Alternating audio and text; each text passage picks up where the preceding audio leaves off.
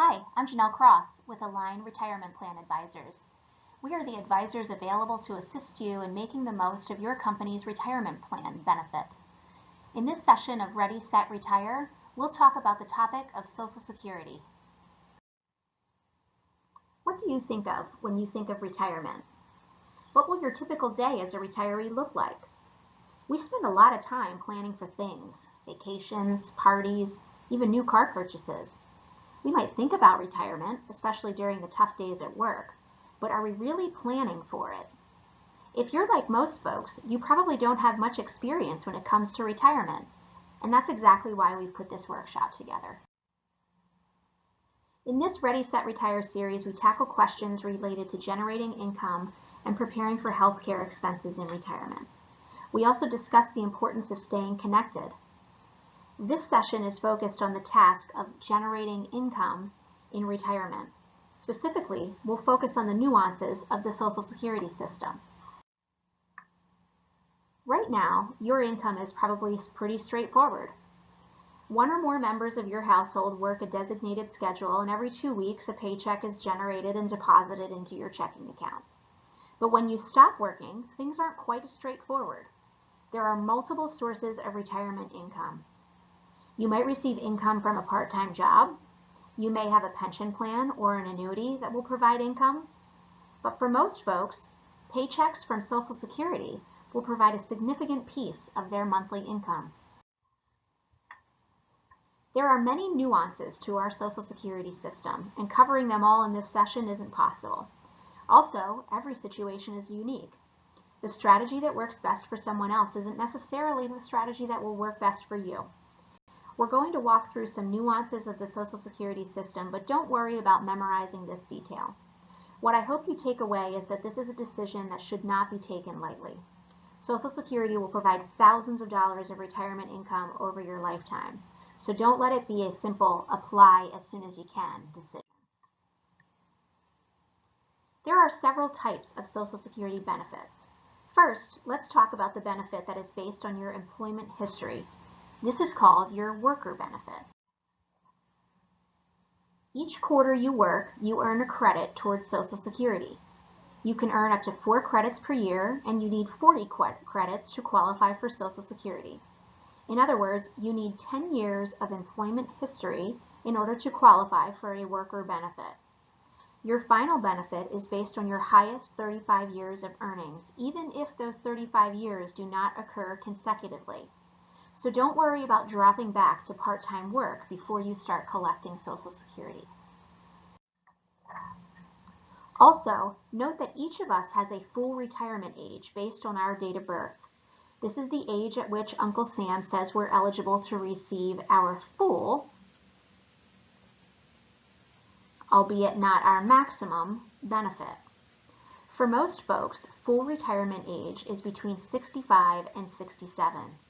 You can begin collecting as early as 62, but each year you wait, you get an 8% raise in your monthly benefit up to age 70. That means applying early could cut your Social Security check by 25% or more. If you are married, you also have a spousal benefit. Even folks who don't have work history qualify for a spousal benefit if they are married to a spouse who has accrued a worker benefit. The spousal benefit is equal to 50% of the worker's benefit. In order to collect a spousal benefit, you must be at least age 62, and your spouse must be collecting their Social Security benefits. If the working spouse began collecting their benefit before full retirement age, the spousal benefit is also reduced. In other words, taking your benefit early could impact both your benefit and your spouse's. Another important note about spousal benefits.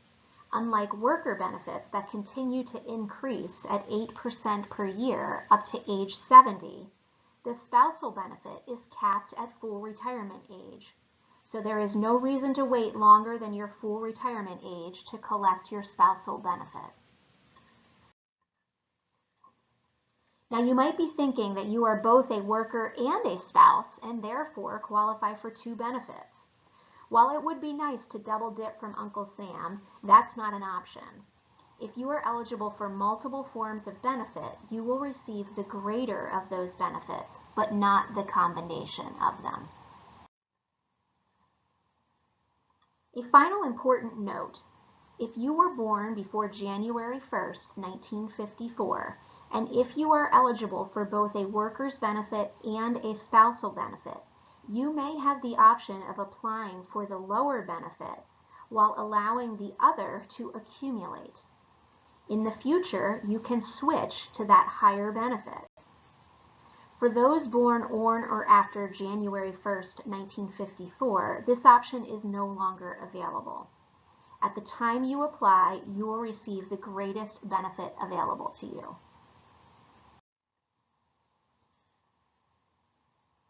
If you were married for at least 10 years and have not remarried, you may be eligible for benefits on the employment record of your ex-spouse.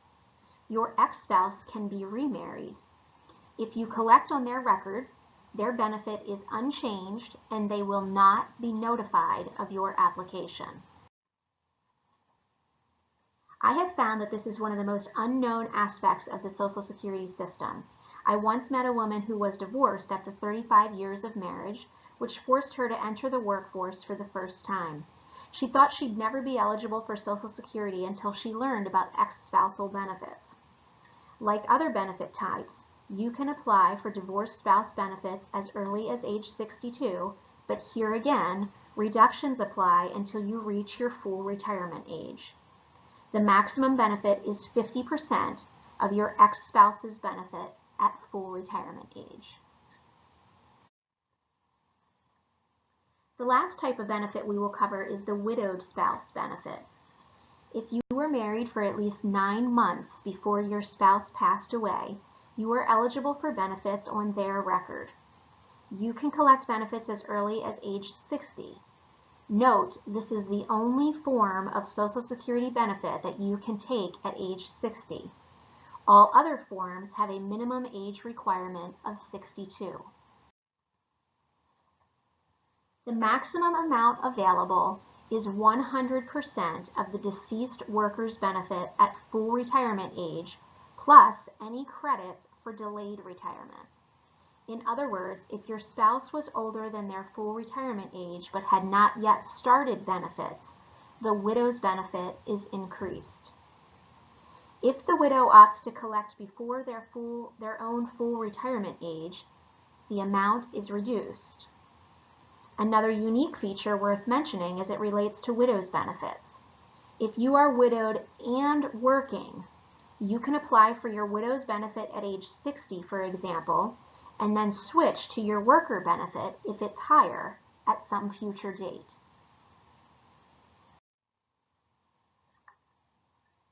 This is our last discussion topic on Social Security. Let's cover 2 tax situations. The first applies to folks who collect before full retirement age while continuing to work. The second applies to everyone, regardless of how old they are or when they start collecting.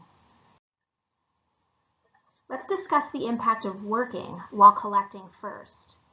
This situation applies only to those persons who elect to receive benefits before their full retirement age. If you collect early, you are subject to an earnings limit test.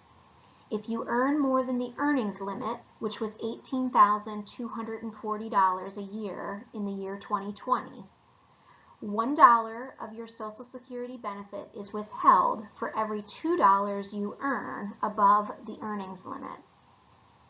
In most cases, if you plan to continue working, we do not recommend taking your Social Security early. Remember, in addition to the earnings limit withholdings, you also give up that 8% annual pay raise when you collect your benefits early. Now let's discuss the second situation, which applies regardless of when you start your benefits, how much you earn, or whether you continue to work. Depending on your total household income, which includes income from employment, withdrawals from investments, and other sources of income, plus half of your Social Security benefits, up to 85% of your benefits may be subject to income tax. Preparing for retirement can be like a real-life Jekyll and Hyde movie. One minute you're excited about planning a cross-country road trip, and the next minute you're figuring out who will get your stuff when you die. It is no doubt both thrilling and nerve-wracking, but planning ahead and getting some help from experts can take the edge off. You'll have more confidence and security as you prepare for this major life transition. Planning your finances is the obvious part of retirement, but don't overlook planning for your time too. You've been used to getting up every day with a list of things to do and people to see. You've been used to having people depend on you for decades. Changing those constants will no doubt create a void. Give yourself the gift of planning ahead so that void is an opportunity and not a curse. It is both our honor and our privilege to help folks like you prepare for retirement. If there is any advice or support we can offer you, please connect with us. Thanks for watching.